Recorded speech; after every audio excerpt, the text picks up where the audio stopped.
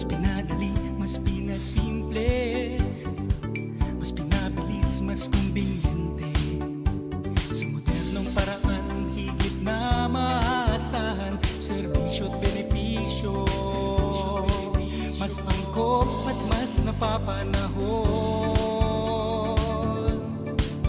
Tumutugon sa mapaghamong panahon, sinisigurong abot kamay ang benepisyo, maasahan ang kabalikat ng bayan. Handog sa miyembro, serbisyong makabago Express. Serbisyong makabago Express. Tumutugon sa mapaghamong panahon, sinisigurong abot kamay ang benepisyo, maasahan ang kabalikat ng bayan. Handog sa miyembro, serbisyong makabago Express. Handog sa miyembro Express. Serbisyong makabago Express. Handog sa miyembro Express. Maasahan ang kabalikat ng bayan. Handog sa miyembro. Welcome to Usap Tayo. Ating talakayin na inyong mga SSS concerns tulad ng benefits, loans, parang blooming na blooming ka ngayon. Marami pang iba. Kaya tutok na at samahan niyo kami. Kala ko nadiligang ka, friend. Wala kang... Yun ang mga topic natin. Hardinero.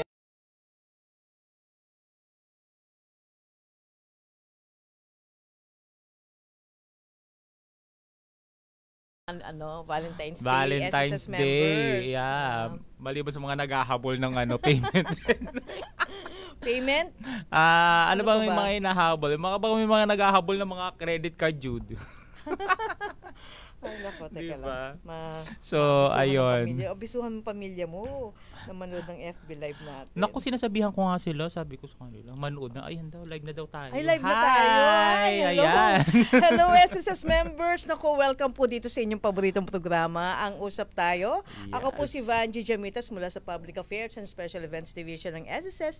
At syempre, hindi buo ang araw nito kung hindi natin kasama ang pinakamahusay. Wow, naman pinakamahusay talaga. Na spokesperson po mula sa Member Education Department, si Sir Jomer Gonzales. Hi po! Good morning! Isang mabuting araw sa inyong lahat. School live na pala tayo. Oo nga, kanina pa tayo nagchichikahan. Siguro ang daming iniisip ni Direk. Pero ang bigat naman ng mo, sabi mo, hindi buo ang araw na to. So pagka wala ako, half day tayo ngayon. Joke! Okay. Anyway, ang daming ganap nitong February, sir. Ay naman, di ba? Una, Chinese New Year. Anong ginawa mo? Nagluto ka ba ng tikoy? Nag-toss ka ba ng mataas na pansit? Mga ganyan? Actually, yung pampaswerte ko nung New Year, di ko lang talaga ginalaw. So, nung New Year pa yun? Nung New Year pa yun. Walang galawan yun. Grabe. Yung isang dosenang itlog na may bigas at na may gold coin. Sisiw na yung lumabas sa Kinakabahan nga ako. Ay, mga members, sali ho kayo sa discussion natin, sa talakayan natin. Ang dami natin pag-uusapan. Siyempre, kasama pa rin si Sir Jomer. No? Pwede namang humirit, pwede bang malaman natin, mag-share kayo kung ano pong naging ganap nyo nung Valentine's Day. Ayan. Alam mo, nung Valentine's Day, syempre, patok naman yung mga businesses, yung mga online sellers. Sobra, yung mga self-employed na tinatawag natin. Totoo yan. Diba? So, ang dami nga. Actually, yung isang kapitbahay namin, nagtitinda ng yung kapitbahay namin, talaga yung madiskarte sa buhay. Naku, ang negosyo niya na nakaraang Valentine's Day, nagbebenta ng flowers na di nalalanta. Ay, iba? Ano ba yan? Gawa sa ribbon. Ribbon? Dapat pala masampulan natin yan, kinabog pa yung bulaklak na everlasting na binibenta sa gilid ng Quiapo. So, member ba siya ng SSS? Nag-member na ba siya? Ayan naman. Actually, nagagamit na rin naman niya yung pagiging member niya sa SSS, ha? Kasi nakapag-claim siya ng maternity benefit. Nung last time, nagpatulong siya sa akin kumbaga, para makapag-claim ng maternity benefit niya. So, nagpapatuloy siya ng paghuhulog niya. Dati siyang employed, tapos ngayon, naghuhulog as a voluntary paying member. Actually, during the pandemic, maraming rumakit di ba? Totoo. From, siyempre, na separate sa work, tapos nagtuloy as self-employed. Yan, oo. So, talagang diskarte lang talaga sa buhay yan, di ba? Kung baga madiskarte ka, pwede. Pwede kang maging self-employed member. Oy. Yung iba nga lang kasi, actually, kaya nga patuloy pa rin talaga tayo sa mga, sa information dissemination. Correct. Na, pwede tayo madali lang magpamiyembro sa SSS, lalo na as a self-employed. Paano nga ba? Okay. So, paano ba maging self-employed member? Kung first time natin kukuha ng SSS number, ang kailangan lang natin gawin, pumunta natin sa website. So, ang website natin, www.sss.gov.ph. Again, first time po nakukuha ng SSS number. So, again, punta sa website. Tapos, i-click nyo lang po doon sa baba, nandun, not yet a member of SSS, click here. So, pagka-click mo na yon, ang first step lang, encode mo lang yung full name mo, date of birth, as well as email address. Okay, yun lang ang ilalagay mo. Diba? Tapos, submit mo na. Pagka-submit mo, vina-validate na kasi kaagad yan sa system kung meron kang kapangalan. Baka naman mamaya, kumuha ka ng number, meron ka na pala dati. Diba? Medyo kinapos ka lang ng Memo Plus. Diba? So, yun. So, so ipapalasin na SSS, meron ka na. Pero kung wala pa, then magpo-proceed ka na doon sa next step na. Yeah. Diba? Okay. Mga members, ang pinag-uusapan po namin ni Sir Jomer, yung pagiging self-employed member. Naku, kung may mga business ho kayo dyan, may mga konting racket ho kayo, at gusto nyo magtuloy as SSS member, naku, sali ho kayo, baka qualified kayo maging self-employed member, di ba? Yes, tama. Sabi nga ni Ma'am Vanjie, yung mga may racket dyan, di ba? Kasama na din yung mga natin yung mga online seller, di ba? Yung pamine naman dito, di ba? O, picture mo 1, 2, 3, di ba? Ganun yun. Kasama sila dyan.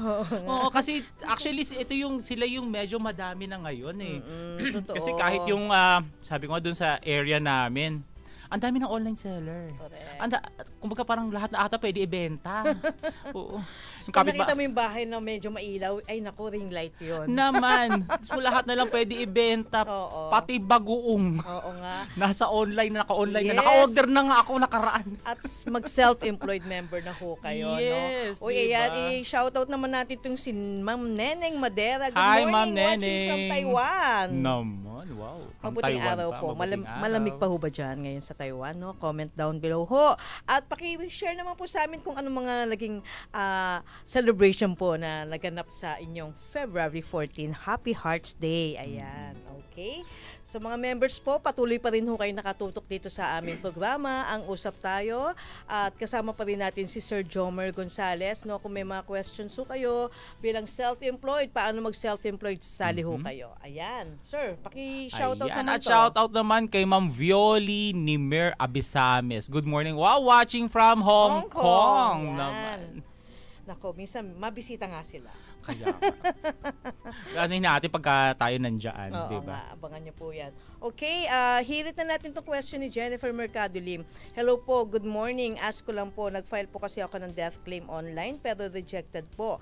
Ang sabi sa email, mag-over the counter po ako. Need ko pa po bang mag-appointment bago pumunta, Sir Jomer? Okay, so ang ganda ng tanong ni Ma'am Jennifer, no? So, Akala ko pina-over... ang ganda na nagtanong. Joke. Sige, paki-address na. Hanapin natin, may may flowers yung yung picture niya. So, Okay. mukhang masaya ang nito, Valentine nito. Okay. Pero yun, sa tanong ni Ma'am Jennifer, yun nga, pina-over the counter siya. So, most probably, kasi ganito, ang mga pwede kasi mag-file online ay yung mga legal spouse who is also an SSS member of who is also a member of SSS. Kapag member. Yes, pwede. kapag member, yung legal spouse ay yung itong naiwan na asawa. So, sila lang, sa ngayon, sila pa lang yung pwedeng mag-file online. Okay. So, yung ibang mga beneficiaries, secondary, down to legal heirs, pati yung mga legal spouse na hindi naman member ng SSS, over the counter yan. So, ang sabi niya, kailangan pa daw ba niyang magpa-appointment? Okay, Yes. so kung miyembro ho kayo ng SSS, yan po talaga ay sinasuggest namin na tayo ay magpa-appointment. Ano po ang kagandahan pagka tayo ay nag-set an appointment? Na ma-maximize po natin yung time natin. Tama. Okay? Kasi hindi natin alam, pagka mag-walk-in tayo, pagpunta natin doon, baka mamaya, alam niyo naman po, yung mga karamihan pa rin ng mga Pilipino, mga miyembro ng SSS, feel na feel pa rin talaga nila yung over-the-counter submission. Kahit na may mga online submission tayo, still yung iba, over-the-counter pa rin. Correct. Kaya naman po, we suggest na tayo ay mag-set an appointment. Kasama dyan ang death claim application. At ito pa ang kagandahan pagka nag-online appointment. Paano ba yun? Hindi ka covered ng coding Ayun, sa mga branches. oo. Paano ba yun yung mag-set ng appointment? So magsiset lang tayo ng appointment, maglalagin lang tayo sa ating my.sss account, and under inquiry, nandun po yung appointment system. Ayun. Piliin lang natin ano yung serbisyo na i-avail natin at kung saan branch tayo mag-a-avail ng serbisyo na to. Ang kagandahan pa nito, file anywhere. Diba? Kahit na halimbawa, sa atin, nagbabakasyon ka sa Bora. Wow! Doon ka nagbabakasyon sa Bora, dala-dala mo lahat ng dokumento. Diba? Habang ikaw ay nagbabakasyon sa Boracay. Gusto mo mag-file sa ating SSS Kalibo branch, pwede. Pwede kang mag-set ng appointment doon kasi wala nga po siyang, file anywhere nga po si Takat. File anywhere kasi nga po tayo dyan. Oo nga. Kunyari, kinapos ka ng budget sa Boracay, no? Tapos, pwede pala akong mag-loan. Wow, oo naman. Online. Ayan. Online. Okay? Sir Jay, pakihirit to. Ayan. So, from John Laagan. So, ayan. SSS Distress OFW ako from Israel. I returned to the Philippines in November 2023 as an active member. Pwede ba or qualify po ba ako to apply for unemployment benefit insurance? Okay. Si Mama. Opo. So kasama siya diyan sa yung mga displaced workers natin. Actually, para sa ating unemployment benefit, ayan. So, bagitin muna natin ano ba yung mga qualifying conditions natin para sa unemployment benefit. Para malaman ni Sir o ni Ma'am Jan kung qualified ba siya. Una, dapat may 36 contribution tayo, 12 of which nasa 18-month period prior to month of separation. Okay, wala pa tayong 60 years old. Okay, so yan yung mga requirement natin. At wala pa tayong natatanggap na benefit, unemployment benefit for the last 3 years. Okay. Sa case po ni Sir o ni Ma'am Jan, dapat sabi nga niya, distressed OFW. So, for OFW, covered din po yan kung hindi po ninyo natapos yung kontrata ninyo. Okay? So, kailangan lang po natin dyan, mag-secure din tayo once na makapag-file ho tayo ng online. Kasi ano yan online po ang filing natin. So, once na tayo makapag-file online, ang next step po dyan is for us to secure a certificate of separation. Okay? Certificate of separation, saan po natin hihingi niyan? Sa POEA. So, yun sa mga OFW, POEA. Kung malayo ho ang POEA, andyan ho, may mga DOLE offices ho tayo na pwede ho tayo mag-secure. At, yan po yung kakailanganin natin para ma-process ho yung inyong application. Again, covered pati hindi lang yung mga local members, pati OFW kasama dyan. Ay, nako. Buti naman may ganun tayong programa, di ba? Kasi, di ba, hindi naman nila gustong matapos yung mawala sila ng trabaho. So, yun po yung kasagutan sa tanong ni Ma'am Jane, no? Alam mo ba, nag-share na ako sa mga kamag-anak ko, sa mga kaibigan ko, na panoorin nila tong FB Live natin. Yan. Ikaw ba, nag-share ka na? Sinabihan ko na yung mga kamag-anak ko, yung nanay ko, yung tatay ko, lahat panoorin nila. 685 viewers namin, maraming salamat. Sana po tumaas pa yan. Paki-like and share nyo po itong Ilan? aming programa. 685? Yes. Nako, ilan ang kamag-anak mo dyan? Yung 600. Paki-like and share nyo po itong programa namin ngayon para marami tayong matutunan at lahat po ay makasali sa ating discussion ngayon. Ang pinag-usapan pa rin namin ay ang self-employed coverage, no? At syempre, kung paki-share din kung ano yung mga naging celebration na ginawa nyo po ng Happy Hearts Day. Ayan. Sa mga OFW po na nakatutok ngayon, paki-indicate naman po kung nasaan po kayong bansa para po ma-acknowledge namin kayo. Okay? Hirit ka ng hirit dun sa mga viewers natin, kung ano naman ginawa nila ng Valentine's Day. Ikaw, friend, ano bang ginawa mo ng Valentine's Day? Kasi may trabaho. May pasok. May pasok tayo, no? So, trabaho lang, patuloy ng pagbibigay serbisyo sa mga members. Naman. Public servant. Bigyan kita ng award. Yes. So, abangan ko yan. Okay? Mula kay Christy Gonzon, sabi niya, good day po. Bakit po gano'n? Nag-apply po ako ng reconstruction loan, pero bakit po natubo pa rin? Yung dati kong, siguro utang, pero magwa 1 year na po ako nagbayad through reconstruction loan. Ayan. Okay. So, ganito yan, Ma'am Chrissy. Kasi siguro, nagtataka lang siya, bakit nagkakaroon pa rin ng penalty? Samantala, nag-apply siya ng, yung condonation, yung loan restructuring program, yung consolidated loan program, yung consol loan natin. Yes. Kasi yun yung naging topic natin nakaraan. Malamang siguro nakinig to si Mama niya. Oo nga. Nag-apply siya. So, ngayon, ang case niya is, nagkakaroon ng penalty. Ganito ho yan. Pagka ang inabail ho kasi natin ay installment. Okay? So, meron hong deadline yan. Kung kailan tayo, monthly, dapat may nire-remit tayo. At pagka tayo ay nagkaroon ng lapses dun sa remittance natin, nag-i-incur ng penalty. Mhm. So yun ho yung yan na ho lagi namin pinapayo na kung kaya ho natin na full payment. Kaya po nakaraan nung pinag-usapan ho namin ni Ma'am Vangie yan, ang lagi ho namin pinapayo, kung kaya nyo ng full payment. Yes. Kasi kung hindi naman ganun kalakihan, para at least wala ka nang iisipin monthly. Kasi ito po ang consequence pagka tayo ay installment. Meron tayong monthly na iniisip na babayarin. At pagka nag-lapse tayo dyan, nakalimutan natin, nagmintis tayo, may penalty. Yun. Diba? So yun. Kaya siguro nagtaan sa Tapos bakit may nade-default. penalty? Yes, nade-default. Yung pagka 6 consecutive, more than 6 months, o 6 consecutives na hindi ho tayo nakapag-bayad, defaulted ho yung console loan natin. Kaya nga. So pagka defaulted ho yan, ano lang ho yan yung penalty na mako-condone subject yun sa kaya ang tawag natin subject to conditional condonation. Kasi kung ilang percentage lang ho yung principal at interest na nabayaran natin, yun lang din po yung mako-condone. Kung kalahati lang, sabihin na lang natin na default, kalahati lang ng principal at interest yung nabayaran, kalahati lang din ng penalty yung mako-condone. So yung kalahati mababalik. Kaya nga. So wag na po natin minsan hintayin yung deadline din, ano? Yun ang nakakadagdag din ng stress sa atin. Pero guilty ako dyan. Minsan din ako. Uy, sir, may question dito si Ma'am Ising Lasevna. Sabi niya, paano po yun? PWD na kapatid ko, hindi siya nakinabang sa pensyon ng asawa niya, pangalawang asawa ang nakinabang. Naku, medyo complicated yung kaso niya, no? So, sige, attorney, paki-address yan. Teka lang, magpapalit muna ako ng ano. Okay. So, Actually, PWD yung kapatid niya. PWD yung kapatid.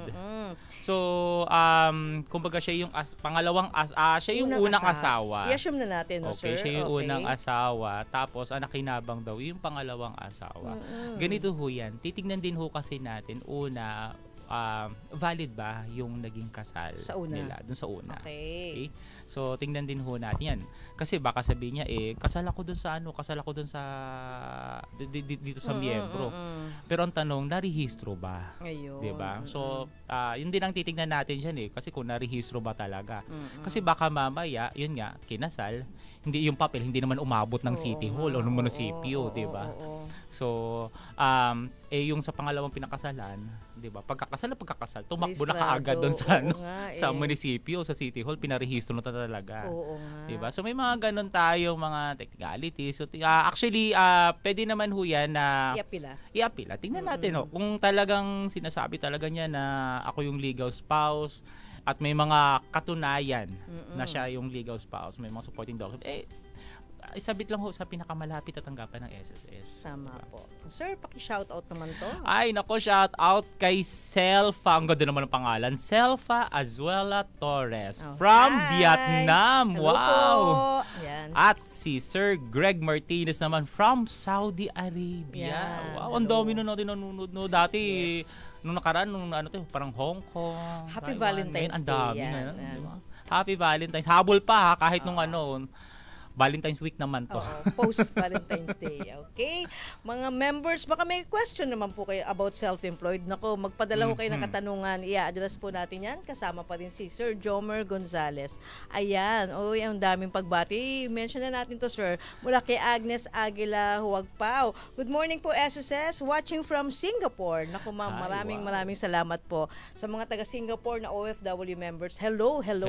Ayan. Sir, next. Sali na ho kayo, ha? Sali na may mga tanong kayo, hala. Sige. Yes. Go. Okay, so from Jusilianson, hi po, aslam po kapag nakaabot na po ba ng 120 months, voluntary ang contribution, qualified na po ba sa mga benefits ng SSS if nag-stop na po ng monthly payment? Ayun. Okay. So, ang ganda rin ang tanong niya, di ba? Ilang taon na kaya si ma'am, di ba? Ang tanong niya is, naka 120 na ako, titigil na ba ako? Okay. Ganito ho yan. Kung pag tayo ho ay tumigil na sa paghuhulog, may mga benefits ho kasi na kung saan kinakailangan na tayo ay yung tinatawag natin actively paying. Okay. Kagaya ng sickness, maternity, na dapat may 3 months contribution kayo within the 12-month period prior to the semester of contingency. Yes. So yun yung may mga ganun tayong qualifying conditions sa ibang mga benefits. Okay? So ang wino-worry lang natin dyan is pagka natigil po kayo, Ma'am Josil, sa paghuhulog, tinigil nyo yung paghuhulog, sabihin na lang natin after a year or two, nagkasakit kayo. Ang tanong, qualified ba sa sickness? Ayun. So, syempre hindi. Kasi 'di ba wala tayong qualifying contribution. Pero may mga benefits na kung saan hindi naman required na tayo actively paying. Kagaya nga ng kagaya ng disability, retirement and death. So, inabanggit niya kasi 120, yan ho yung magic number natin sa retirement para ma-qualify tayo sa monthly pension. Pero tandaan ho natin, minimum lang po ang 120. Yes. Pagdating ho sa retirement, the more your contributions are, the higher it is, then the higher your benefit will be. Yun lagi dapat ang mindset natin dyan. Agree. Yan yung gusto ko, yung mindset na tinatawag. Oo. So, ang payo natin, kung kaya pa at wala pa siyang 6 years old. Naman, dagdagan. At hindi lang dagdagan ha, kung kaya na lakihan, mas maigi. Okay? So, yun po. Mula naman kay Maricar Marquez Malonzo, Mayor. Hi, hello, Mayor. Hi, ano po ang dapat gawin kapag ang account ay naging self-employed, voluntary, tapos naging OFW? Kahit hindi naman po nag-update ng SSS. Naku, gulat na lang ako kasi hindi ako makapag-salary loan. Hindi siya nakapag-update ng membership type niya, sir. Oo. Okay. So, ganito yan. Malamang ang case ni Ma'am Maricar, employed siya ngayon. Okay? So, employed ho si Ma'am Maricar. Unfortunately, hindi nag-reflect doon sa kanyang SSS record na siya ay employed na. So, most probably, baka si employer, hinulugan siya ng contribution. Pero hindi po na-report kayo through the right form na R1A. Okay? Yung form po na binabanggit ko, online na ho yan. Okay? Wala na tayong physical form na R1A ha. Maliban na lang yung mga employer na magre-register pa lang. R1A po, online R1A, ang gagawin lang ni employer, magla-login ho sila doon sa account ng employer account. And then sa online R1A, ilalagay lang ho yung SSS number. SSS number, yung pangalan ng empleyado, magkano kinikita, doon po ire-report kayo ng employer ninyo. Para magre-reflect po yung pangalan ng employer ninyo doon sa employment history, ang magiging status nyo naman po ngayon, kung dati kayong SEVM, magiging employed na. Diba? So yun po, kalabitin nyo lang sa employer. Pero ngayon, sir, OFW na ata siya. Paano gagawin niya? Okay. So kung OFW naman na po siya, so ang kailangan lang doon sa magbabayad sila ng magbabayad ng contribution, 'di ba, magge-generate tayo ng payment reference number diyan, okay? Para sa ating contribution. Doon sa membership type, i-select niyo lang po OFW. Pero tandaan ho natin, para sa mga OFW, ang minimum monthly salary credit ho natin diyan ay 8,000 pesos. So ayan, computein natin magkano ang 14% nun. So, yun po ang magiging contribution ninyo. So, ang pinakapayo dito, huwag basta-basta lang magbabayad bilang voluntary. Yes. Yung iba kasi nag-click lang, ito BM. Ito. So, dito sa membership type, ano ho ba talaga yung tamang membership type natin? Tayo ba ay voluntary? Tayo ba ay OFW? Tayo ba ay self-employed? Yes. Kasi ito, idadagdag ko po ha, para doon sa mga self-employed. Oo. May easy contribution din po yan. Oo. Yan. So, nagtataka kayo, may ibang para saan ba yung easy na yan? What is easy? Ano ba yung easy na yan? Easy. Hindi hard. Okay. Difficult. Easy. Okay. So, ang ano easy natin ay para sa mga work-related contingencies. Employees compensation. Employees compensation. So, para doon sa mga work-connected sickness, injury, disability, or death. Ang tawag natin sa easy ay double recovery program because yung benefits po under easy, pwede hong i-avail yan simultaneously with benefit under Social Security provided na meet ng member po yung qualifying conditions natin. Halimbawa na lang, punta tayo sa mga online seller kasi 'di ba yan ang mga trending ngayon, Yes. Di ba? Kagaya ng pinagchichikahan nga natin kahapon. Halimbawa si online seller pumunta ng DV kasi mamimili siya ng mga niya doon, paninda. 'Di ba? Doon siya sa Divisoria, mamimili siya ng mga paninda. Correct. Syempre medyo alam mo naman may mga motor doon, mabibilis. Nasagi ngayon si member, 'di ba? So ang tanong, naguhulog siya as a self-employed member ng SSS. Ngayon na ospital siya, magki-claim siya, ilang araw siya na hindi nakapagpaninda, 'di ba? Nakapag-online selling, 'di ba? Naapektuhan syempre. Pwede siyang mag-avail ng sickness benefit under Social Security at dahil syempre kaya nga siya ano bang reason bakit siya naksidente? Kasi namimili siya ng paninda. So work-related po 'yan. Kaya pwede ka rin mag-avail, pwede rin siya mag-avail ng sickness benefit under employees compensation. O di ba dalawa? Yan, yung sinasabi na sa SSS, protektado ka. Diba? SSS, protektado talaga. Diba? Dalawa ang protection mo. Yun, maritas na maritas ang dating mo kanina. Naman. Anyway, sir, may question pa dito. May chinichika. Hindi ko nasabi yung pangalan kung sino man yun. Si Rico Kalubiran. Hello, sir. Ayan. Hindi niyo naman po nasagot, SSS watching at Sea Pacific Ocean.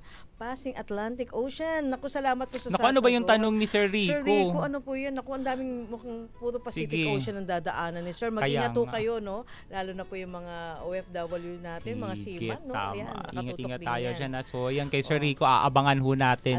Alamin ho natin yan, no? Hindi kami magsasarado hanggat hindi namin tatanggap yung iyong katanungan. Okay, mula naman kay Princess Nura. Hello po, Sir, Ma'am. Ask ko lang po, malaki po ba ang magiging interest ng loan kapag ilang taon nang hindi nababayaran? Okay. So, ang interest ho natin, hindi naman nagbabago yan. 10% per annum pa rin tayo based on diminishing principal. Ang nagpapalaki ho ng utang ng isang miyembro ay yung penalty. Diba? So yun ho yan, yung penalty, pag hindi ho natin nababayaran, 1% po yan per month of delay. Correct. So yan ho yung iba, kaya yung iba nagtataka, bakit lumalaki yung utang ko, diba? Oo. At tandaan ho natin, pag hindi pa rin siya nagbabayad. Yun kaya nga, diba? So hindi nagbabayad. Tandaan po ninyo ha, yung iba kasi member, pagka nakapag-loan, yan, nagiging makalimutin. Nakakalimutan tayo. Nakakalimutan yung loan. Huwag po natin kalimutan yun kasi pero good news, naka-record yun. Yan. Pero good news kasi meron tayong conso loan. So, kung halimbawa yan, si Ma'am nagtanong kanina, kung may utang siya, lumaki na because of the penalty, apply na ng conso loan. Principal at interest na lang ang babayaran mo, hindi na po ang penalty. Yeah. Thank you, sir. Mula kay Jasmine Dimal. Hello po, pwede na po bang mag-file for pension si father? Naka 108 posted contribution na po siya. Magsi-60 na po siya. Sa February 20, advance happy birthday po. Voluntary po ang tatay niya, sir. 108 posted contribution. Magsi-60 na. Ilang months na lang, di ba? 12 months na lang. Konting kembot na lang. Naku, dagdagan na. Okay. Yes, kung ako, dahil anak tatay niya, di ba? Father niya. Kung carry nyo na, bayaran nyo na yung 10 taon, di ba? So, bayaran nyo na yung 10 taon. Yun nga lang, syempre, hintayin nyo pa rin na ma-post yan monthly, ha? Hindi pa rin kayo pwede mag-file. Pero at least, wala na kayo iintindihin na monthly, di ba? Baka mamaya may makaligtaan pa, di ba? So, bayaran nyo na yung 12 months na yan. After po niyan, after 12 months, pwede na ho kayong tumawag lang sa amin. Kailan ba pwede mag-file ng retirement yung tatay ko? Ang requirement lang naman ho natin dyan, 120 contribution prior to semester of contingency.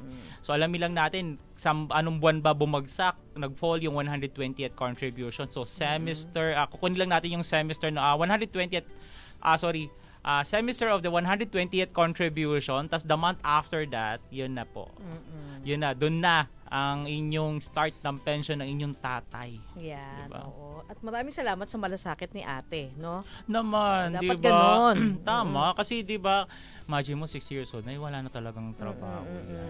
At saka, ang kagandahan ngayon, ang minimum, 'di ba? Minimum natin 1, 2, pero nagiging 2 'yan, 'di ba? May 2 kahit sabihin mo na doon na 'yan sa minimum, 2,000 ay 2,000 pa rin. Correct. Diba? Oo.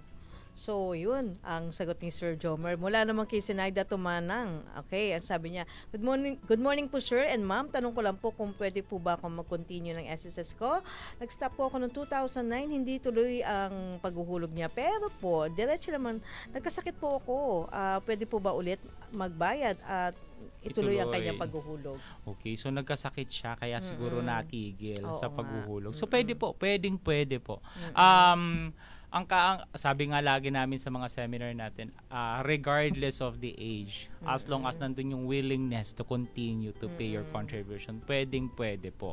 Again, the higher your contributions are, the more it is, then the higher your benefit will be pagdating kay SSS. So, pagpatuloy lang ho, pwede. Kung halimbawa, naka 100 contribution na kayo, ngayon magdadagdag uli kayo ngayong month of February, edi ano na yan, pang 101 na yan, 100, tuloy-tuloy lang. Utay-utay. Yes. Hello kay Sir Marshall Bogbog Jr. Good morning po from Cainta, Rizal. Uy, sir, paki-share niyo po itong programa. At nako, kay Jack, Lugis, Okay. watching from Thailand. Yan. Sawadee ka. Napaka-famous. Hello! Hello po, sir. Paki-share para at least marami tayong manonood ngayon. Okay? Ito pa, sir. Nako, ito ang layo nito. From Tabuk City, Kalinga. Wow, diba? Si Ma'am Sonaira Palamoy. Shoutout po, Ma'am Sonaira. Hello. At ayan, kay Mama A. Hi, hello Mama A. Kung sino ka man Mama A. Hello, watching from Fairview. Ang dami niyang Mama A sa Fairview. Kung lahat ng Mama A sa Fairview. Okay, mula naman kay Sir Chumacera. Good morning, SSS from Virgilio Chumacera of California, USA. Grabe. Wow naman. Alayo na nararating natin. Napaka-aktibo ng ating mga members sa iba't ibang panig ng mundo. Maraming salamat Sige, po. samahan nyo kami. Marami pa tayong time. Yes, oo. Padala lang ko kayo ng mga questions, comments po. Ay nako, pag-uusapan natin yan. Kasama pa rin si Sir Jomer Gonzales. Si Ma'am Vanji. Yan. Thank you. Okay, mula naman kay Therese Domingo.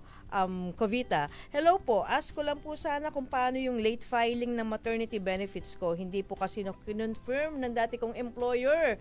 Kahit pumunta na po ako doon sa HR para sabihin sa kanila, magpa-process pa rin po ba yun kahit walang confirm ni dating employer? Okay. Naku. So kasi ito kasi yung natin, bagong policy natin ngayon para sa mga separated member na magpa-file ng maternity benefit. Na kung saan, kung tayo po ay magpa-file ng maternity benefit as a separated member, kailangan i-confirm po ito ng ating former employer. Bakit po? Para po ito sa protection din ng ating mga employer. Okay? So, ang kailangan lang naman pong gawin ng employer dyan is to confirm kung nakapag-cash advance ba sila. Baka mamaya nag-cash advance di ba? Tapos nagki-claim pa si member, nagki-claim pa kay SSS. Naku, di ba? paulit-ulit. Kawawa naman si employer, di ba? Okay. So, yun po yun. Pero sabi nga niya, nagpunta na siya doon sa employer niya, pero hindi pa rin kinonfirm. Okay. So, ganito po. Pwede ho ninyong, kung sakali man po kasi mare-reject yan Okay? So, pagka hindi ho kinonfirm, may number of days lang ho tayo dyan. Pag hindi ho yung kinonfirm ng ating employer, mare-reject ho yung ating request. Pero pwede ho tayong mag-reapply. Okay? I-resubmit lang po natin. Tapos, this time around, ayan, maliban sa pagpunta ninyo, kunin mo yung contact number ng employer. Kung sino man ho yung nag-a-access, di ba? Kunin mo yung cellphone number. Baka Baka may konting gigil ka na dyan, sir. kasi, di ba? Okay. Kasi mo kawawa naman si member, Kaya di ba? nga. Kung sino mang employer ka. Oo nga. Kung Bakit sino mang hindi mo employer naman ka. kinonfirm? Okay? Kawawa naman si member. Ba't naman hindi mo kinonfirm? Pinuntahan ka pa, di ba? Pero baka naman medyo busy lang, di ba? Yeah, Baka medyo okay. busy lang, hindi na nakaligtaan. So ayun, nag-lapse na. Okay. So ayun po, pwede niyo naman po i-resubmit yan at kunin mo yung contact number nga kung sino may nag-a-access ng SSS employer my.account, my.sss account, tapos tawagan mo na, uy, nag-submit na ako, paki-confirm na, di ba? Tapos abangan mo na kaagad. Saan? Abangan mo na doon sa my.sss Akala ko account saan mo. niya abangan yung employer Sa niya. kanto. Okay. And abangan mo sa account mo kung na-confirm na. Ayun. Kasi may notification naman tayo dyan na Ayun. kinonfirm na ng employer mo. Ayan. Okay. Okay. So, dapat din medyo chinichika mo din yung HR mo, no? Oo. Kasi baka, yun nga, baka naman medyo na busy lang. Oo. Baka nung time na pumunta ka, gawaan ng payroll. O, di ba? Medyo mainit. Mamaya ka na bumalik, ha? Oo, busy ako. Ang dami kong ginagawa. Magpapa-webinar pa si Sir Jomer. Makikinig ako. Ayun, nakalimutan. Okay. I-confirm. Mula naman kay Cheryl Huwab Baldovino, 150 contributions ko but it still have 20 years before I retire. Pwede ko po bang ituloy until I retire? Nako, very good. Pwede naman. Yan ang isang malaking pwede po. Okay, so tandaan lang natin, paulit-ulit. At hindi kami magsasawa. The more your contributions are, the higher it is, then the higher your benefit will Maraming be. salamat, Ma'am Cheryl, Yan. sa iyong katanungan at sa iba pang members na nakatutok ngayon. No, i-share niyo po itong ating programa ngayon para marami tayong mabigyan ng information, yung mga legit information po tungkol sa Social Security Baka System. yung mga friendship nyo, di ba? May mga katanungan din. Dito na, join share na. nyo. Yung mga HR ngayon na nakikinig, ay nanonood, no? Naman. Yan, i-post nyo, no? O kaya mag-display kayo ng malaking TV dyan, ano? Oo. Okay, mukhang mahaba ang tanong na to, Direk. Okay, mula kay Jonaline Eusebio. Hi, good morning, sir and ma'am. Ask lang po, what po? Ano to? What kaya po ang magandang gawin? Kasi calamity loan po ako last 2021. Then, nung makapasok po ulit ako ng work, want ko po sanang hulugan yung calamity loan ko. Okay, so parang gusto niya lang ituloy yung pagbabayad ng calamity loan niya, sir. Kaltas na po ng employer ko now, so contribution ko. Pwede po ba yun? Okay. Ganito ho yan. Baka hindi contribution. Kasi sabi niya, kaltas na po ng employer ko now sa contribution ko. Baka sa sahod. Kasi ang loan ho natin, hindi ho yan binabawas sa contribution. So most probably, ang ginawa ng employer, dinagdagan yung dinideduct doon sa sahod niya. So akala niya contribution pa 'yon, pero pang loan na ho 'yon. So maigi ho talaga 'yan. Actually, ginagampanan din lang talaga ni employer yung obligasyon niya na to deduct and remit. Okay? So ang gagawin lang din naman po natin bilang miyembro is be vigilant, 'di ba? So tingnan din naman natin yung dinideduct ba sa atin pumapasok ba kay SSS. Oo. So, paano natin makikita yan? Ang daming way. May my.sss. Diba? May mobile app. Ano pa? Diba? May text SSS. Diba? Tapos may call center pa kami. Diba? 1455. At meron pa tayong usap tayo at sss.gov.ph yung CRMS tsaka yung usap tayo, di ba? Diba? Ang dami. Di ba? Ang dami yung way, may email pa, di ba? Gawa ka na ng my.sss account para ma-verify mo from time to time ang iyong hulog sa SSS. Okay? Mula kay Ricky Salcedo, hi po ma'am, sir, aslam po ako, maglo-loan sa SSS, pwede po bang hatiin ng bayad 15 at 30 from Davao City? God bless po. Okay. So hatiin yung maglo-loan siya sa SSS, hatiin yung monthly amortization. Actually, yung ibang actually, hindi naman iba halos yung mga nakakausap natin na employer. Ganyan din naman na nagiging practice nila. Kasi lalo na kung ang sahod talaga. Kasi may mga empleyado na ang sahod weekly nga eh. Yung iba nga weekly pa ang deduction. Hindi, ito nga twice lang a month eh. Di ba? 15-30. Maiba pa dyan. 7-15, di ba? Ano kaya siya? Voluntary kaya siya, 21 sir, no? Tsaka 30, di ba? So, kung employed yon, again, kung deduction pwede, di ba? Basta, again, yan, kinoconsolidate naman ng employer natin yan eh. Pero, kung tayo po ay mga voluntary paying member, self-employed, di ba, OFW, yung mga individually paying member, hindi po pwede na utay-utay yung remittance, isahan. Yan. So, ang deadline naman po natin dyan ay end of the month. So, pwede naman kung wala pa ho tayong pambayad ng mga first week, second week, meron pa ho tayo hanggang katapusan. Kagaya po ngayong February. Ngayon po ay hanggang katapusan ho ng February ang bayaran para sa monthly amortization ng January. So, meron pa kayo hanggang katapusan. So, yun po. Para yun sa mga individually paying member. Pero kung employed kayo, nasa employer naman ho ninyo yan ang deduction. Pwedeng weekly, pwedeng, yung quincenas katapusan, pwedeng monthly isahan. Yun. Okay, thank you, sir. Shoutout naman natin itong si Sir. Wow! Direct order lang ako ng kape para sa aking guest ngayon. Kung pwede. Kalamansi na to. May kalamansi ang aking. May ready na akong kalamansi. Oo. Bisita ngayon, medyo may dinadaing lang pong karamdaman. Joke. Okay. Hello kay... Pero self-employed membership po yung topic natin po, hindi po sickness. Hello kay Sir Virch Ridley. Okay. Hi everyone. I really enjoyed this before every Thursday, but now Friday. Wow, watching naman. From Tasmania, Australia. Hello po. Ang dami na iba-iba talaga, no? Hello ka naman kay Sir Virch. Hi, Sir Virch. At saka makikita mo talaga, nakatutok lagi siya sa atin. Alam niya. Alam niya na Thursday tayo dati, ngayon every Friday na. So every Friday na po tayo Yes, Ayan. alas 10 hanggang alas 11 ng umaga po. At hello kay Kapilo. Si Kapilo. Yan. Good morning po from Obando, Bulacan. Yan, Ayan. si Kapilo. Sabayan natin sumayaw si Tatay Pilo. Okay? May question tayo mula kay Jessa Chavez. Ano po ang pinagkaiba ng voluntary sa unemployed, self-employed contribution? At ano po ang benefits ng WISP? Po ba yun? Ang dami yung tanong, no? So, ano ang pinagkaiba ng voluntary sa malamang baka yan. So, yun nga self-employed, nabanggit lang niya yung unemployed. Kasi yung unemployed, wala ka namang kita talaga niyan, separated ka na. So, ito po, ang pinagkaiba ng voluntary sa self-employed ay pagdating din sa contribution. Kasi pagka sinabi ng self-employed, may pinagkakakitaan ka. Okay? May source of income ka. So, yung voluntary paying member kasi, ito ho yung mga, sa voluntary membership kasi, nandyan ho yung mga separated member. Ibig sabihin, dati ng employed, self-employed, OFW, natigil sa paghuhulog, gustong ipagpatuloy, pwede ho yan as a voluntary paying member. Okay? So, ang self-employed, kagaya po na nabanggit ko, may pinagkakakitaan. Ano pa hong pinagkaiba? Yung benefits. Kasi sa benefits, actually, both self-employed and voluntary paying member, lahat po ng benefits under Social Security, pwede nilang i-avail yan. From sickness to funeral. Okay? Basta ma-meet po ng miyembro yung qualifying condition.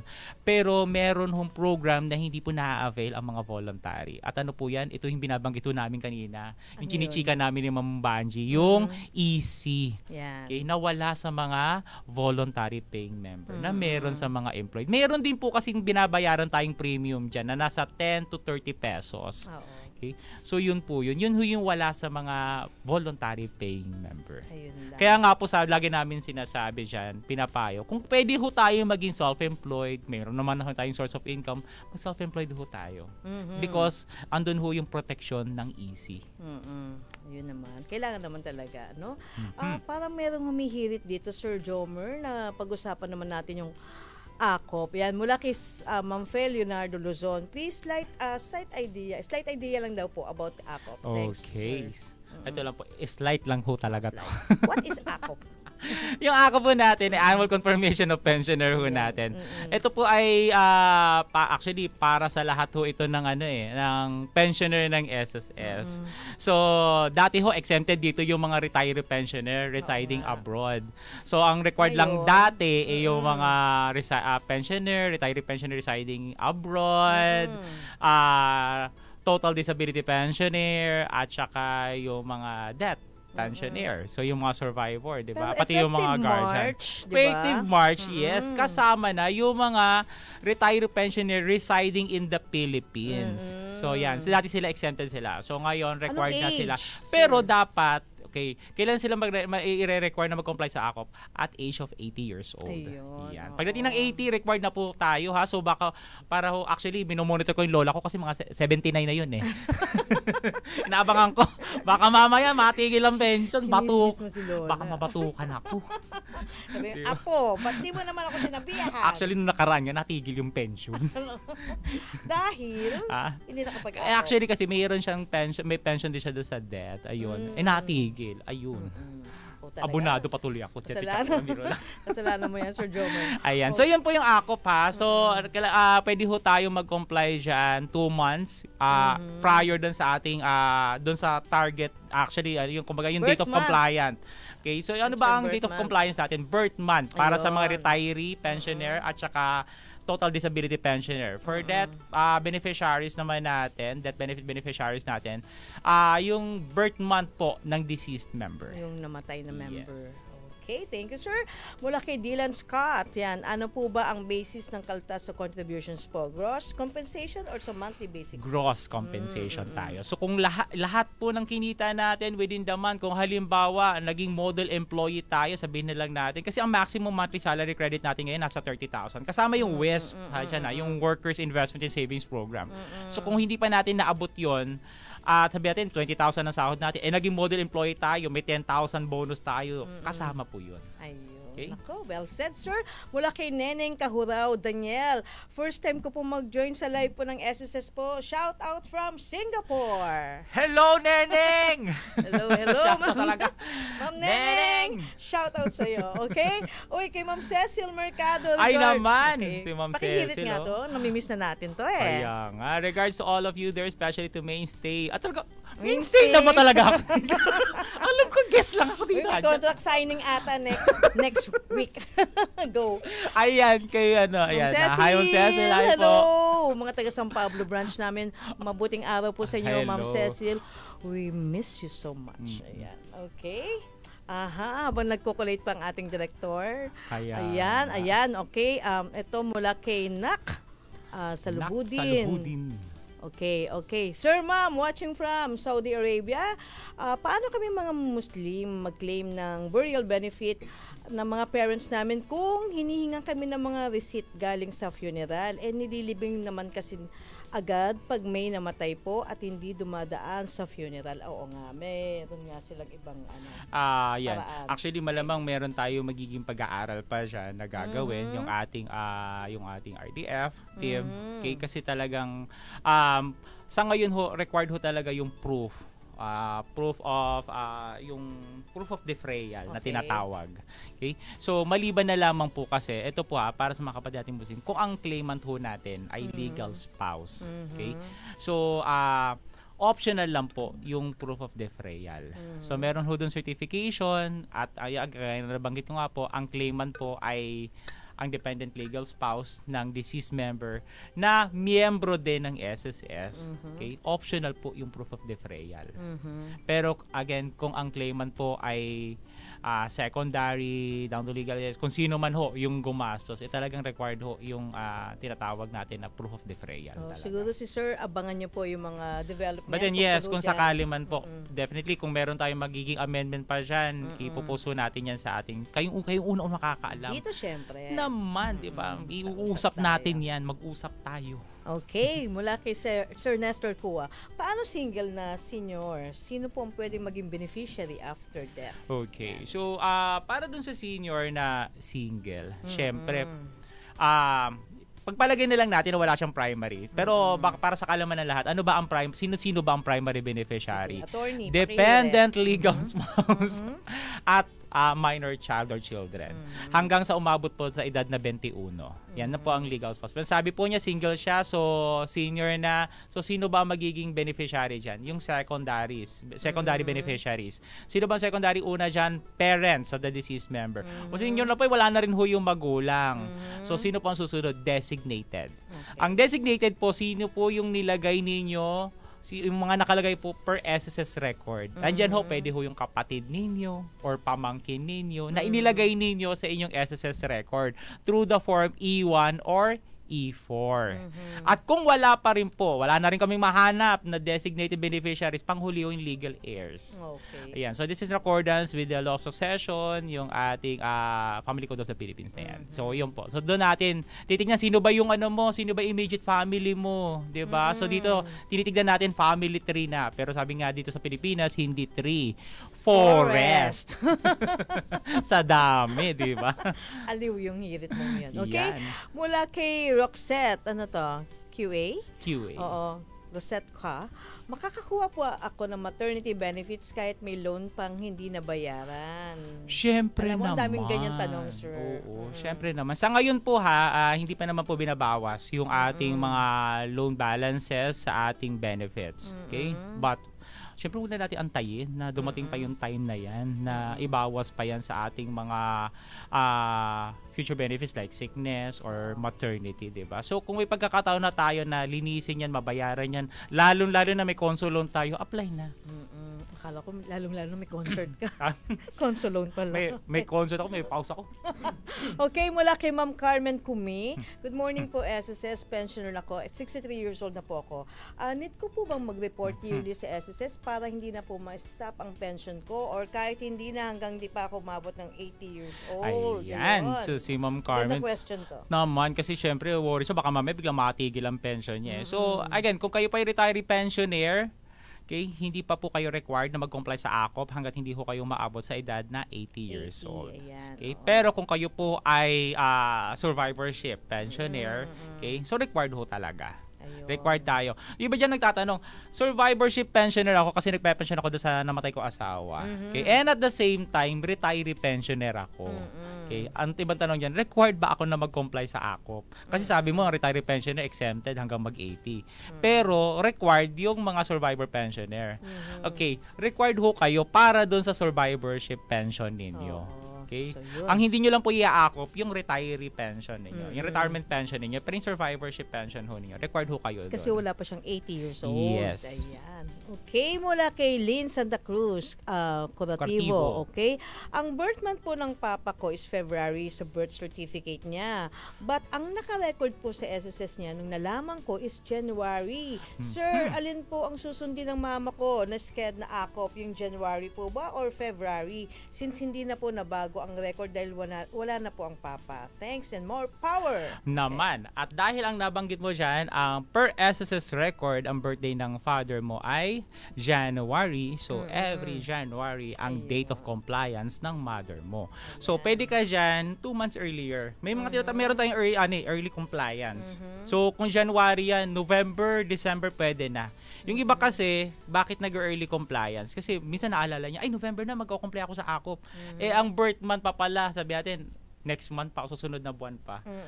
Pwede na. Okay? Basta 2 months prior doon sa date of compliance, pwede na ho.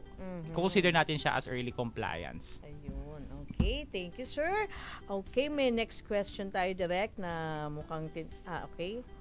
Hinahanda pa po. Patuloy pa rin kayo nakatutok dito sa aming usap tayo. Kasama pa rin si Sir Jomer Gonzales. At si Ma'am Vanji. Yan. Thank you naman. Okay. Maraming salamat sa mga OFW members natin ngayon. Yes. Ang sisipag. At syempre, hindi naman nagpapaiwan yung mga nandito sa Pilipinas. At saka, babatiin ko rin yung ating mga keyboard warriors. Ayan, yung mga masisipag nating kasamahan from the Member Communications and Assistant Department sa pamumuno ni Ma'am Luke at ng kanilang social media section na si Ate Jen. Ayan, yung mga keyboard warriors na ang hawak ay keyboard. Ayan. Uy, shoutout sa sumasagot sa mga chat niyo. Yung operator natin sa elevator, si Anna Lu. Ayan, Miss Anna Lu, hello. Ayan, nanonood daw siya lagi syempre, yung mga kasamahan ko from the Member Education Department headed by our head, Attorney Marisa Mapalo. Hi, Attorney. Ayan, ready na yung question? At syempre yung head ng CCD, si Ma'am KP, at saka si Sir Sam. Hi, sir. Ayan, mamaya babatiin natin sila. Ito, ready na yung question direct. Okay, ayan. Good morning po mula kay, Jeanette. Okay. Good morning po. Yung asawa ko po ngayon, hiwalay po siya sa una niyang asawa. More than 10 years po, pero kasal po siya doon. Ang tanong ka lang po, paano po ako, kung second wife niya. Ngayon, ako na po ang naguhulog sa SSS po niya. Ano po ba ito? Under po ba siya ng beneficiary? Kahit ba ako na yung second wife na nagbabayad ng SSS, may karapatan pa po ba dito yung unang asawa? So, nilalaban niya dito, kahit siyang second wife, siya naman ang naguhulog ng contributions. May karapatan ba siyang may consider na beneficiary pa rin? Okay, ganito na lang po yan. Kasi, syempre, pagdating ho kasi kay SSS talagang dokumento ang labanan. Yes. So, kung si first wife po wala namang cohabitation on her part, so, siya pa rin ho talaga ang primary beneficiary. Okay? So, talagang whatever happens to our member doon po sa asawa po ninyo, siya pa rin. Okay? So, ang tanong na lang, ang na lang po dyan, siguro, anong pakonsuelo? Ako naman na nagbabayad.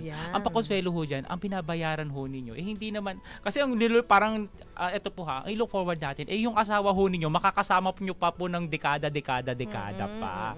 Kasi, ang iniisip, sabi niya, naku, paano pag nawala tong asawa ko? Isipin natin, positive tayo dapat, di ba? Makasama pa natin siya. Yung hinuhulog po ninyo para sa kinakasama nyo. Kung kayo ho yung second wife at kayo na ho yung kinakasama, yung hinuhulog ho ninyo para ho siya sa miyembro na yan. Para ho doon sa kinakasama nyo ngayon. Na pagdating ng panahon na siya ay kung 60 years old na magpe-pension ho siya sa SSS. At syempre, dahil bilang ikaw yung kinakasama, di ba? Ikaw rin, sa'yo rin naman mapupunta Malay nyo meron kayong mga minor de edad yes. na anak. Yan. Yung anak kasama rin naman ho yan. Kagaya tama, sabi nga po ni Ma'am Vanji, yung kung meron ho kayong anak na below 21 years old, considered pa rin naman ho sila as primary beneficiary. Yun. At saka yan po yung tinatawag na pag-ibig. Naman. Yan. At saka kung sakali man po, hindi man sa inyo, isa ang may papayo po namin dyan, yung E4 ng asawa po ninyo, ayan po, samahan nyo po yung asawa ninyo punta kay SSS. Accomplish the form E4. Baka hindi pa na-declare yung inyong mga anak. Para may sama po sa SSS. Yun po ang bigay nyo ng panahon ngayon. Yes. Yan. Okay, mula kay Marivic Johnson. Hi, Sir Ma'am. Watching from Cayman Islands. Naku naman, ang lalaki. Miss Universe na to. Ang dami na nating Grabe. Parang dati paano na lang tayo, Hong Kong lang di ba? Pero Ang dami maraming salamat po. Thank Ito pa, you, ha? kay Ma'am Elvira Carbonilla. Hello po, morning po, watching from Kuwait. Ayan, maraming salamat. Okay. Mula kay Linda Duya, maraming salamat po sa mga paliwanag. God bless po. Ang galing mag-explain ni Sir. Nako, salamat naman. Thank you. maraming salamat po. Ayan, wag ko kayo magsasawa, ha? Join lang kayo dito. Ang Tapos nakakatuwa, nakikinig sila at talagang hinihimay nila yung hirit mo, sir. Mga at saka linyahan mo ito yung mga natin, itong mga kasagutan natin. Hindi lang to para do sa miyembro, ha. Yes. Yun nga, baka mamaya biglang nag-uumpukan kayo mga marites doon. Biglang yun yung naging topic. Ay naku, narinig ko doon sa usap tayo. Ito daw, ganito. O di ba? Nakapagbigay ka pa ng impormasyon. Yes. Thank you, sir. Mula kay Normita Izon Agustino. Paano po kung live-in partner lang ho or anak ng girlfriend lang ang nilagay ng member? Pwede po ba yun? Pwede. Okay? So, ang anak po, again, kagaya po na nabanggit natin kanina, basta po below 21 years old yan, considered ho sila as primary. So, legitimated, legally adopted, and illegitimate child. Kung ang anak po umabot sa edad na 21 years old pero congenitally incapacitated, ibig sabihin incapable of self-support, tuloy-tuloy ho, considered pa rin sila as primary beneficiary. So, yan wag natin kalilimutan. Kaya po binanggit nga namin, sabi nga ni Ma'am Banshee kanina, bigyan natin ng panahon. Laanan natin ng oras na kung halimbawa hindi tayo kinasal, yung anak man maisama natin sa SSS record, di ba? Maitawid ang benefit sa kanila. Yun. O wag na po tayo maghinanakit. Naman. Wala naman kay Eldat na Blatnom. Ako binabaliktad na naman to. Anthony, okay. Okay na ba ang UMID ID? Makakakuha na ba tayo, sir? Okay. So, sa ngayon po, wala pa rin tayong ID capture. Pero, ayan, ipopromote ko na naman ito. Siyempre, yung mga nakapagpa-UMID capture po, wala pang 10 years. Mula nakapagpa-capture kayo. So, para po ninyo makikita yan, punta login lang kayo sa my.sss account ninyo. Makikita nyo po doon sa inquiry yung UMID/SSS ID details. So kung wala pa kayong 10 years simula nakapagpa-capture kayo, pwede ho kayong mag-request ng UMID upgrading. So UMID card to UMID pay card, 'di ba? So hindi na lang siya identification card, ATM na rin siya. So yung mga benefits niyo, loans niyo, diyan na yan papasok. At good news kasi may programa si Union Bank yung Ascenso Raffle. May paandar. Naman, 'di ba? So tulad ng ito. Pagka nagpa-upgrade ka ng inyong UMID card to UMID pay card, tapos may deposit lang yan na minimum of 2. Actually po, pagka nagpa-upgrade ka, wala naman talaga. Correct. Walang minimum deposit diyan. Pero para makasali ka doon sa Ascenso Raffle, 2,000 pesos lang. Okay? So, may chance ka na manalo ng Nissan Navara. Ay, unahin ko muna, syempre, SM gift certificate. Okay. Diba? Gusto mo ng NMAX, eto na. May chance mag-upgrade ka na, baka magka-NMAX ka. At yun nga po, Nissan Navara. Diba? Punta ka sa branch, no? Naka-Nissan Navara ka, nagpapile ka lang ng diba? Ng salary lo. Saan mo nakuha yung Nissan Navara mo? Nagpa-upgrade lang ako ng UMID card to UMID pay card. O diba, saan ka pa? So yun, no? So mga members, naka-hold pa muna ho ang aming UMID card application. Pero meron kaming upgrading. Ayan. So antabayanin nyo lang po, if ever na soon mag-available na ho yung ating ID capture. Again, tutukan nyo lang po kami dito sa Usap Tayo. Yes. Thank you, sir. Okay. Ayan, meron na namang nilalatag si Direk. Ayan, okay. Sabi niya. Helmer Queen from, si Helmer Queen Aguilar Prado. Clear na clear po ang paliwanag. Thank you po. Wow. May 3 heart pa. Yan. Maraming salamat Salamat, po. Helmer. Yan yun po. Talagang mainstay na talaga si Sir Jomer dito. Next week po, may contract signing ho kami. Kasama si Sir Jomer. Buti nga si Ma'am Cecil pa una nakaalam eh. Salamat, Ma'am Cecil, for the info. Oo, thank you. Okay. Patuloy pa rin kayo nakatutok dito sa ating programa. Ang Usap Tayo. Kasama pa rin si Sir Jomer. At si Ma'am Banji. Clear nga magpaliwanag. Ang sarap kausap nito talaga. Anyway, okay, mula naman kay Edgar Bacolod. Sir, pwede na po bang mag-salary loan kapag 1 year na mahigit ang hulog? Okay, so 1 year na mahigit. So ang tanong dyan, 1 year din mahigit na kapag hulog, no? Kung contribution, hindi pa po, Sir Edgar. Kasi ang requirement natin for salary loan, dapat ang miyembro may 36 months. 6 of which nasa 12-month period prior to month of filing. Ang 36 months po, kung tuloy-tuloy kayo nagtatrabaho, 3 years ho yan. Okay, 3 years. So, Kapos pa, 2 years pa po. Okay, Pero kung ang tanong naman niya, baka naman kung, yung iba naman ho dyan, baka naman, inisip ko bigla kasi ang tanong niya, baka magsa-salary loan siya kasi naka 1 year na siya na nagbabayad dun sa dating niyang loan. Basta po naka 1 year na kayo, kasi 50% of payment term, tapos nakalahati nyo rin po yung principal, pwede na kayo mag-renew. Ayan. Okay? Thank you, sir.